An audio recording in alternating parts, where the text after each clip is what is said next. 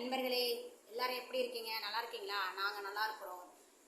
சில நேரம் டாபிக் போயிடலாம். இன்னைக்கு என்ன டாபிக்னா, இந்த பொண்ணு ரொம்ப பாவம், நண்பர்களே இப்படி செஞ்சுட்டாங்கன்னு சொல்லி போட்டிருப்பேன் வெளியில் ஹெட்லைனில். அது என்ன விஷயம்னா, எங்கள் ஊரில் இது நடந்த ஒரு உண்மை சம்பவம். சரிங்களா? இதை நல்லா கேட்டுக்குங்க. ஏன்னா நண்பர்களே கூட இருந்து துரோகம் பண்ணிட்டாங்க. அதுதான் ஒரு உண்மை விஷயம். அதனால் அந்த பொண்ணு வாழ்க்கையே கெட்டு போச்சு. சரிங்களா? அதெல்லாம் இப்போ சொல்லுவாங்க. 2 பேரும் லவ் பண்ணி மேரேஜ் பண்ணிட்டாங்க.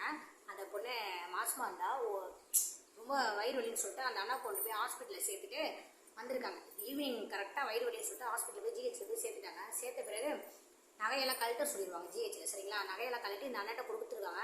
அது என்ன பண்ணிச்சு, அந்த அண்ணா அவங்க மாமியார்ட்ட கொடுத்துட்டு வந்துட்டாங்க. இவங்க ஃப்ரெண்டெல்லாம் சேர்த்து தான் போய் ஹாஸ்பிட்டலில் சேர்த்தாங்க. அவங்க ஃப்ரெண்டெல்லாம் என்ன பண்ணிட்டாங்க, நைட்டு ட்ரீட் வைடா, குழந்தை பிறகு போகிற ட்ரீட் வைடான்னு சொல்லிட்டு கூட்டிகிட்டு போயிட்டாங்க. கூட்டிகிட்டு போயிட்டு அங்கே போய் என்ன பண்ணிட்டாங்க, ஒரு காட்டுக்குள்ளே வச்சு நகை எங்கடான்னு சொல்லி கேட்டிருக்காங்க. நகை என்கிட்ட இல்லைடா மாப்பிள்ள, நான் வந்து மாமியார்ட்ட கொடுத்துட்டு வந்துட்டேன்னு சொல்லியிருக்காங்க. அதையும் நம்ம அம்மா அந்த அண்ணா ட்ரெஸ் எல்லாம் செக் பண்ணியிருக்காங்க. கிடைக்கல. சரி வெளியில் விட்டால் தெரிஞ்சிருமேன்னு சொல்லிட்டு நல்லா ஏதோ சொல்லிடுவாங்கன்னு சொல்லிட்டு கையெல்லாம் கட்டி ரொம்ப அடித்து ரோட்டில் தூக்கி போட்டு போயிட்டானுங்க. அதுக்கப்புறம் அடுத்த நாள் பார்த்தா அந்த வண்டி ஏதோ இதுவாகி ஆக்சிடென்ட் மாதிரி ஆயிடுச்சு. அந்த பொண்ணை ஆக்சிடென்ட் ஆகி அந்த அண்ணா இறந்துட்டாங்க. கொண்டு வந்து ஊரில் வச்சுருக்காங்க. அப்போ அந்த பொண்ணை அந்த பிரசவம் இதோடு வந்து அவள் வீட்டுக்கு வந்து ரொம்ப கதறா. ரொம்ப எங்களுக்கு கஷ்டமாக போச்சு. எல்லாம் எங்கள் வீட்டுக்கு முன்னாடி தான் இந்த சம்பவம் எல்லாம் நடந்துச்சு. அதுக்கப்புறம் அந்த பொண்ணை அழைச்சிட்டு போயிட்டாங்க அவங்க வீட்டுக்கு. அழைச்சிட்டு போயிட்டு ஒரு அப்போ குழந்தை பிறந்த ஒரு 10 நாள் கழிச்சு தான் பிறந்துச்சு. பையன் பிறந்தான். அந்த அண்ணனை மாதிரியே உரிச்சு வச்சு அப்படியே பிறந்தாங்க. ரொம்ப நாள் வச்சுருந்தாங்க. ஒரு 2 வருஷம் வச்சுருந்தாங்க வீட்டில். சரி அந்த பொண்ணுக்கு ஒரு துணை வேணுமேன்னு சொல்லிட்டு அவங்க அம்மா அப்பா ஒரு பையனை பார்த்தாங்க.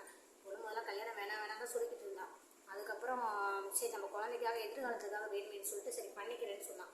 அப்புறமேல் குழந்தை என்னை ஏற்றுக்கிட்டா நான் பண்ணிக்கிறேன்னு சொல்லிட்டு சொன்னான். அப்புறம் அவன் சொந்தக்காரனே ஒரு பையன் வந்து நான் பண்ணிக்கிறேன், நான் ஏற்றுக்கிறேன்னு சொல்லிட்டு பண்ணிக்கிட்டான். ஒரு மாதம் அவ்வளோதான் நல்லா வச்சுருந்துருப்பாங்க. அதுக்கப்புறம் குழந்தைய விட்டுட்டு வா, யாருக்கோ பிறந்தவங்களாம் நான் பார்த்துக்க முடியாதுன்னு சொல்லிட்டு குழந்தைய விட்டுட்டு வான்னு சொல்லிட்டான். அந்த பொண்ணை முடியவே முடியாதுன்றா பொண்ணை போட்டு ரொம்ப துன்புறுத்திருக்கிறான், அடித்து துன்புறுத்திருக்கான். அதுக்கப்புறம் எனக்கு இந்த வாழ்க்கையே வேணாம், நான் இந்த பையனோடய வாழ்ந்துக்கிறேன்னு சொல்லிட்டு அந்த பொண்ணு வாழ்க்கையே வேணான்ட்டு வெளியே வந்துட்டான். இப்போ தனியாக தான் வாழ்ந்துட்டுருக்கு அந்த பொண்ணு. பொண்ணுக்கு ரொம்ப சின்ன வயசு தான், 21 வயசு தான் ஆகுது. அதை நினச்சாவே எங்களுக்கு கஷ்டமாக இருக்குது. கூட இருந்த நண்பனே துரோகம் பண்ணிட்டான். பார்த்தீங்களா? இதான் விஷயமே. பழகுங்க, நல்ல நண்பனாக இருந்தால் மட்டும் பழகுங்க. சரிங்களா?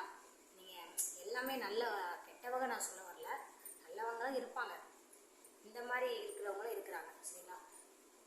2 பேரும் ரொம்ப பாசமாக இருப்பாங்க. ஹஸ்பண்ட் ஒய்ஃப் 2 பேரும் பாசமாக இருப்பாங்க. அந்த குழந்தை அந்த பிள்ளை தனியாக அந்த குழந்தைக்கு 2 வாழ்க்கையுமே அந்த பிள்ளைக்கு அமையாமல் போச்சு. பார்த்தீங்கன்னா இது யாரால? அந்த ஃப்ரெண்டு பண்ண தப்பால. அவனுக்கு எதுவும் பண்ணலன்னா அழகாக நல்லா குடும்பத்தோடு நல்லா வாழ்ந்துருப்பாங்க. அந்த பொண்ணு நல்லா இருந்திருப்பாங்க. நீங்கள் பார்க்கவே எனக்கு ரொம்ப கஷ்டமாக இருக்குது அந்த பொண்ணை பார்க்க. இது எங்கள் ஊரில் நடந்த ஒரு உண்மை சம்பவம். தெரிஞ்சுக்குங்க, நண்பனை நம்புங்க. நம்பி கொஞ்சம் சந்தேகப்படுற மாதிரி இருந்தால் கொஞ்சம் விலகிக்குங்க. நான் கூட இருந்தே இந்த மாதிரி பண்ணுறவங்கலாம் இருக்கிறாங்க. சரிங்களா? அதை சொல்ல தான் நான் ஏதோ தப்பாக சொல்லுகிறேன், என்னை மன்னிச்சுக்கோங்க. சரிங்க, சரி பாய் நண்பர்களே, பாய். அடுத்த இதில் பார்க்கலாம். ஓகே, பாய்.